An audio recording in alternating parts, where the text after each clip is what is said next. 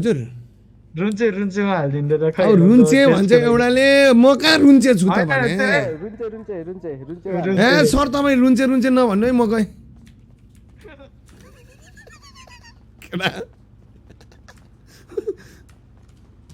ल सुन्नु ल सुन्नु ल कसलाई हाल्दिनँ भन्नु ल मलाई ल तपाईँहरू कसलाई म भने नाम भन्नु त रुन्चे बहादुर ए मलाई फेरि एकचोटि रुन्चे भन्नु अब म चाहिँ दिन्न है रुन्चे हो कि सर मेरो नाम ए तपाईँको नाम रुन्चे ए सरी हेत् तेरि मैले त जिस्का जस्तो भयो होला होइन है सर मैले फेरि त्यस्तो ल तपाईँलाई दिन्छु ल है त 3 2 1 गर्नुहोस् म दिइहालेँ सर गर्नु पाउनु मलाई ब्याङ्कमा जानु दिनु